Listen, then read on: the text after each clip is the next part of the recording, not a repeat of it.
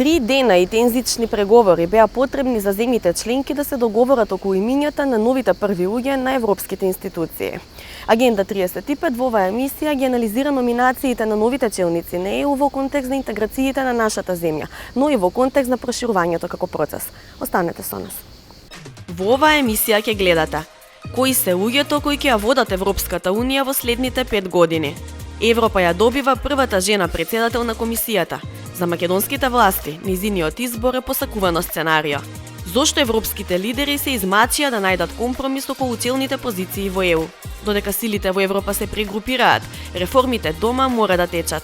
Што очекува Брисел од земјава до октомври? Останете со нас. Лидерите на земјите членки на Европската Унија по 3-дневно преговарање конечно постигнаа договор за челните позиции. Како што рече Доналд Туск, пред 5 години им биле потребни 3 месеци за овие одлуки, но и покрај тоа некои од земјите биле против. Сега ни беа потребни 3 дена и никој не беше против, вели Туск. Но и покрај единството на лидерите на ЕУ, манифестирано при изборот на најважните функции на Унијата, останува поделеноста помеѓу лидерите на двете најголеми сили, Германија и Франција, околу проширувањето на ЕУ и иднината на нашата земја и другите земји кандидати за членство. Германската канцеларка Ангела Меркел и оваа недела ги повтори своите позиции. На 5 годишнината од Берлинскиот процес за Западен Балкан, Меркел порача дека иднината на земјите од регионов е во Унијата, но мора да се исполнат и условите за членство. И незиниот министер за европски прашања Михаел Рот во изјава за Reuters вели дека надворешната и безбедносната политика на ЕУ ќе биде доведена во прашање дали ќе може да го одржи мирот, демократијата и стабилноста во цела Европа, доколку се откаже од проширувањето. Наспроти германските ставови, познат и повторен е и ставот на францускиот председател Емануел Макрон. Преговорите околу тоа како ќе се води европската политика за Макрон биле доволен аргумент дека Унијата треба прво да се среди одвнатре, пред да се зборува за проширување. Северна Македонија и Албанија ќе бидат првите жртви на несогласноста на Макрон, откако нивната желба за преговори за членство веќе беше одложувана за повеќе од 1 година, а сега и за неколку месеци, наведува Reuters. А аргументите на земјава на кои се повикуваат и незините поддржувачи остануваат. Успешно решавање на меѓусоседски спор и пример за регионот преку постигнувањето на Преспанскиот договор и извештај за напредокот со јасна препорака за почеток на преговорите. North Macedonia has clearly maintained a steady pace of implementation of European reforms.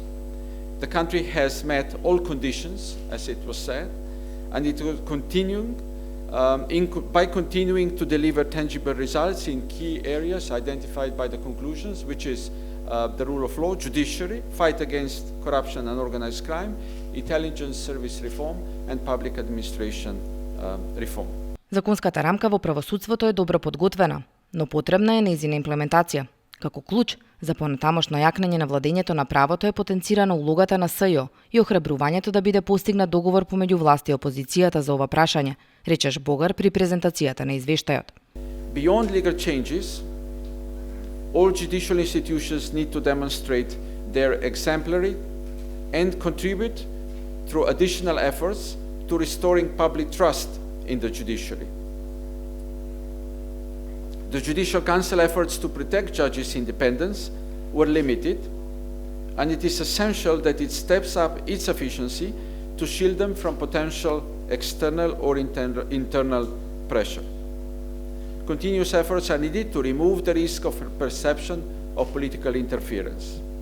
Во поглед на исполнувањето на економските критериуми, земјава се уште се соочува со предизвици, нискиот инвестициски раст, структурните проблеми на пазарот на трудот и сивата економија продолжуваат да представуваат предизвици за бизнис околината. Integration with the European Union in trade and investment deepened further, exports and manufacturing output diversified further towards higher value products.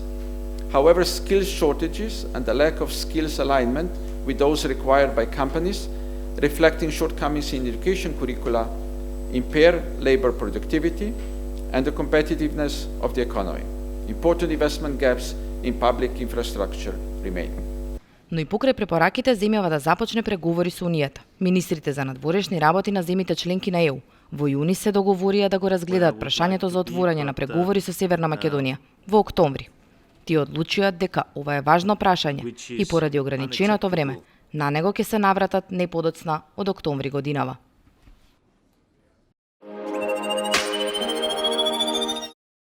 Германската министерка за одбрана Урсула фон дер Лајен е номинирана да биде госпоѓа Европа во следните 5 години.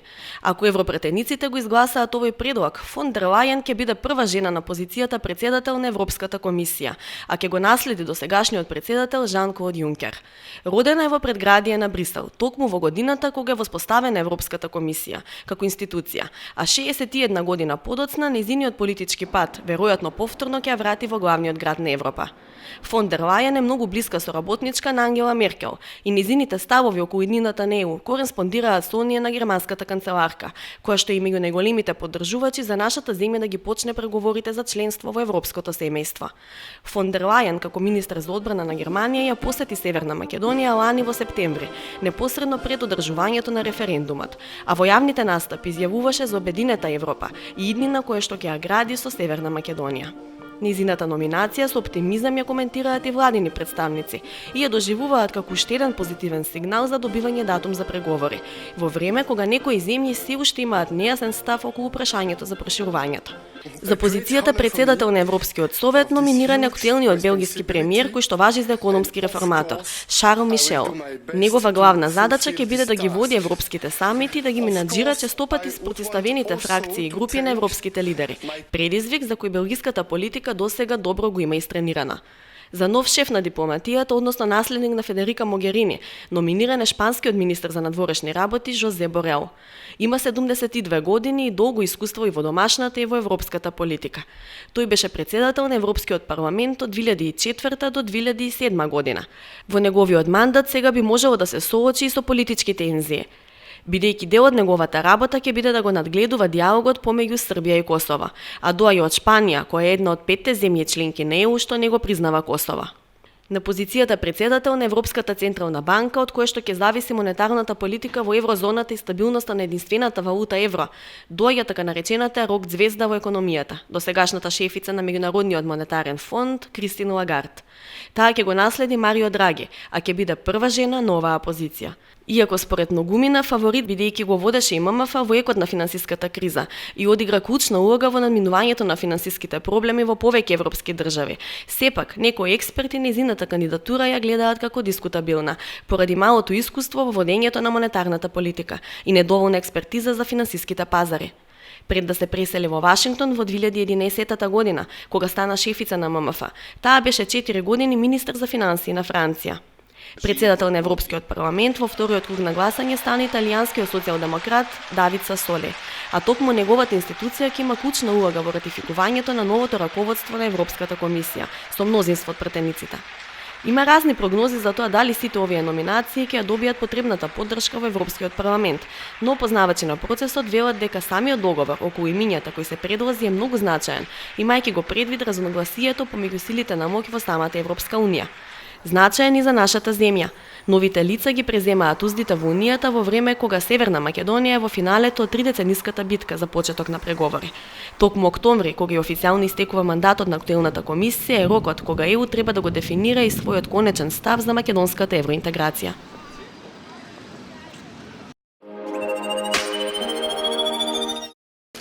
Препораката за почнување на преговори на Северна Македонија со Европската Унија без никакви други барања и услови е позитивен сигнал за земјата, бидејќи е базирана на темелна оценка на Европската комисија за остварениот напредок во речиси сите области. Вели во интервју Фрејкен Маат, шеф на одделот за економски прашања во делегацијата на ЕУ во Скопје. Извештајот за напредокот на земјата изобилува со позитивни забелешки, а Јан Маат вели дека клучни се во две области. When I look at areas where I would say good progress is made, I would certainly think of one of the most important areas, which is the rule of law area.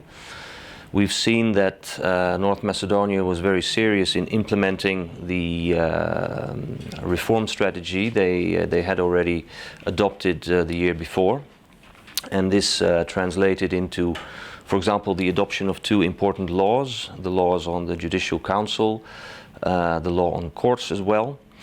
But also it resulted in a very transparent procedure and fair procedure for the appointment of members of the State Commission for the Prevention of Corruption.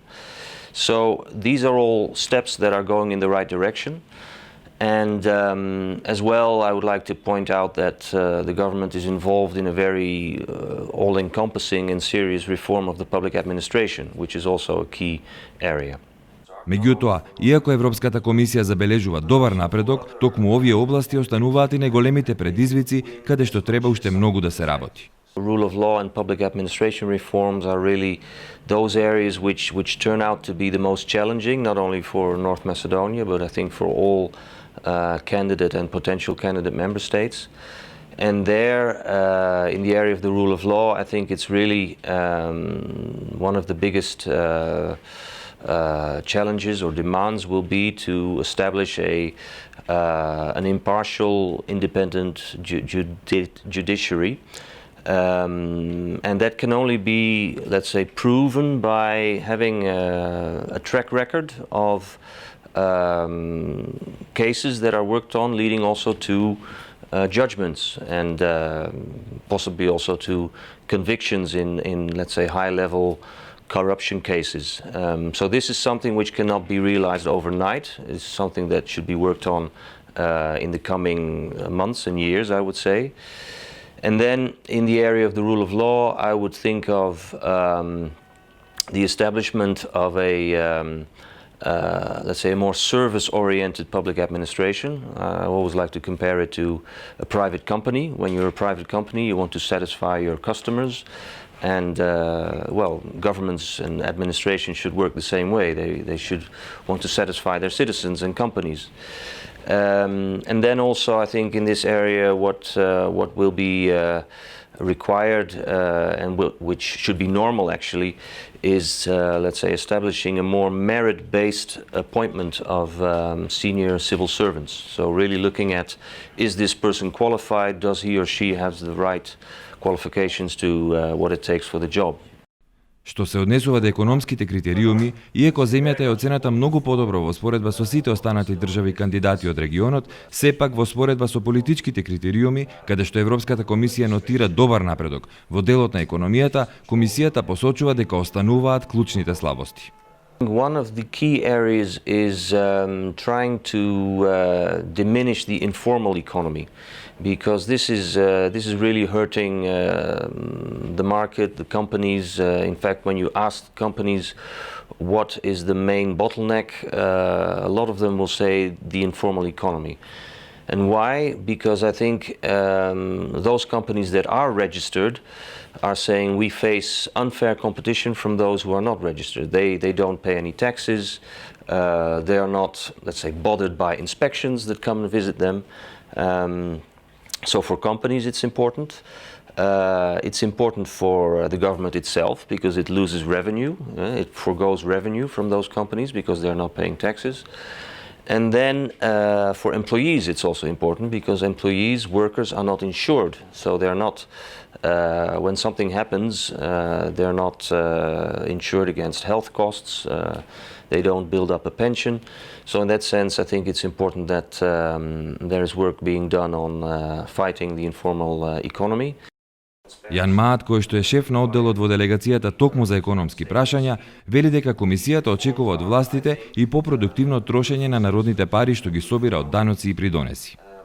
In the last couple of years, current expenditure, so ongoing expenditure on wages, on rent, those kind of expenditures are going up. And capital expenditures, so on infrastructure, on roads, on bridges, on energy facilities are going down.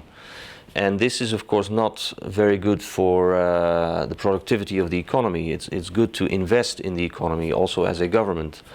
And so it's important that when you plan these capital investments, you are realistic, and also, on the other hand, that you are, when implementing those investment projects, you have the right capacity and that they're implemented in time, because now what happens is that there is a lot of so-called under-execution. So in the budget there is a plan for capital expenditure, but at the end of the year there's only a lower percentage which is actually implemented.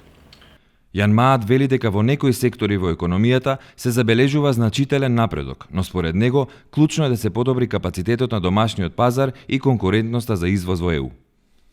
And there I would like to point out that there are certain positive developments. We see, for example, very positive development in the area of public procurement, where a new law was adopted ensuring more transparent and more effective public procurement procedures. We see very good results in the area of food safety, which is important for consumers and citizens, whereby we see especially good results in animal registration and disease control among animals, leading in turn to more healthy meat products for consumers.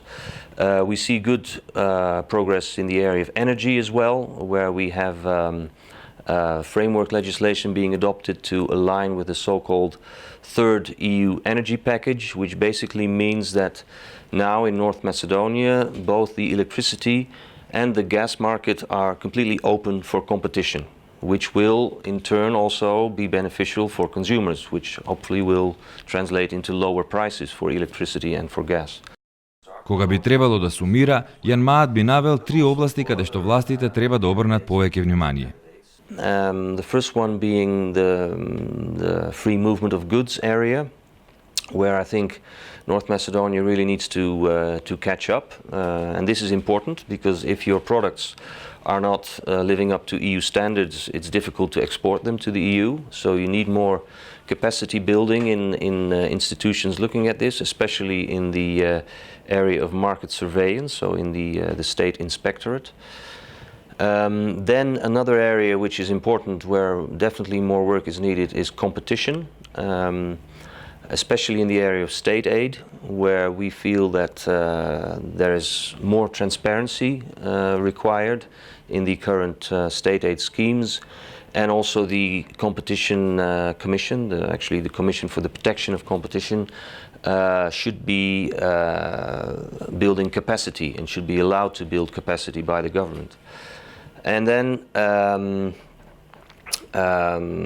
finally, the area of consumer protection and health, where we see actually backsliding, deterioration in the area of tobacco control. So we see in various public spaces that people are smoking again, which is actually, in our view, a step back, and we specify that in the report.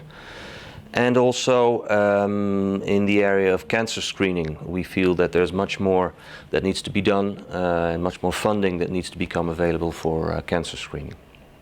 На прашањето колку е реално земјата да ги почне преговорите, а кои се ризиците доколку тоа не се случи, Јан Маат вели. It is a crystal clear recommendation without conditions, based on I would say, very thorough analysis. Now, of course, we have to wait what the European Council, what the European member states will say. I think it would be giving a good signal if accession negotiations could start, not only for North Macedonia as well, but also for other candidates and potential candidates, in the sense that hard work is rewarded. I would not like to speculate on what would happen if there would not be a green light. I think, in a way, what is important is that these reforms that North Macedonia is currently engaged in are good in themselves. Regardless of whether or not we take the next step now or we take it in a few months' time. These reforms are, I think, good for citizens, good for companies. So, regardless of what happens, I think these reforms should just continue. Граѓаните на Европската Унија се релативно добро запознаени со новите правила за заштита на податоци, со своите права и постојаните национални тела за заштита на податоци, на кои може да им се обратат ако им се прекршени правата, покажуваат резултатите на специјалното истражување на Евробарометар за заштита на податоци.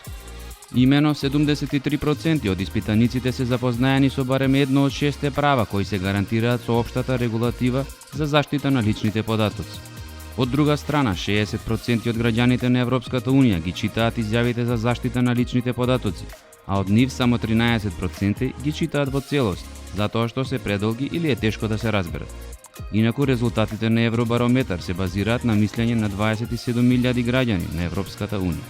Идентификувани се 45 нови трговски бариери во држави надвор од Европската Унија во 2018 година, со што вкупниот број достигна 425 во 59 различни држави, покажува најновиот извештај на Европската комисија за трговски и инвестициски бариери. Сепак, благодарение на цврстиот одговор на Европската Унија, 123 трговски бариери се елиминирани во периодот 2014-2019 година, што овозможило дополнителни 6 милиарди евра извоз надвор од Унијата во 2018 година. Најголемо влијание на извозот од Европската Унија имаат мерките кои ги вовеле државите Кина, САД, Индија и Алжир. Тие се однесуваат на 80% од вкупниот извоз од Унијата погоден со нови мерки и воглавно се насочени на секторот челик, алуминиум и информацијска и комуникацијска технологија. Преку 85% од местата за капење во Европа кои биле под мониторинг минатата година ги исполнуваат ЕУ стандардите за одличен квалитет на чистота, покажува последниот европски извештај за квалитет на водата за капење. Резултатите од извештајот даваат добра индикација за тоа каде ова лето може да се најдат најквалитетните води за капење. Во 4 држави членки на Европската Унија, и тоа Кипар, Малта, Австрија и Грција, дури 95% или повеќе од местата за капење имаат одличен квалитет на вода. Најголем број, односно 95,4% од скоро 22.000 локации со вода за капење, кои биле под мониторинг во 28 држави членки на Европската Унија, ги исполнуваат минималните барања за квалитет, покажува извештајот. Инаку сите држави членки на Европската Унија плюс Албанија и Швајцарија имаат мониторинг на локациите за капење според одредбите од Директивата за капење на Европската Унија. Квалитетот на водата за капење се класифицира како одличен, добар, доволен и слаб, во зависност од нивото на откриени фекални бактерии. Секоја година врнежите од град на земјоделските посеви во Европа им нанесуваат стотици милиони евра штета. Во период од 5 години, 9 од 10 фарми се погодени од врнежи од град, а бројот на регистрирани врнежи од град расте секоја година. За заштита од овој вид на временски непогоди постојат различни начини, а едно иновативно решение ни доаѓа од винскиот регион по долината на реката Рона во Франција. Таму 2000 хектари лозови насади се штитат од врнежи од град со помош на балони, кои се пуштаат во воздух од 26 локации. Имено се работи за прв интегриран и целосно независен систем за активна борба против врнежи од град. Најпрво радарски систем кој покрива диаметар од 60 км ја следи состојбата со временските услови и во случај на градоносни облаци веднаш го известува земјоделецот на мобилен телефон преку SMS или електронска пошта. Радарскиот систем со екстремна прецизност ја утврдува формата, интензитетот и опасноста од околните облаци. Земјоделецот преку апликација го следи движењето на градоносните облаци и реагира во право време и на право место, доколку е потребно. Реакцијата е со помош на пуштање во облаци на балони надувани со хелиум и опремени со мали факели. Факелите содржат хигроскопски и калциумови соли, кои не се штетни за околината и кои согоруваат и се ослободуваат во облаците, принудувајќи ги врнежите од град да станат врнежи од дожд. Анализата за европските интеграции нема да стопре ниту во летните месеци. Се гледаме тука следната недела во 20 часот и 15 минути или на нашите официјални Инстаграм и Фейсбук профили, доколку не пропуштите овде. Останете со програмите на Македонската телевизија.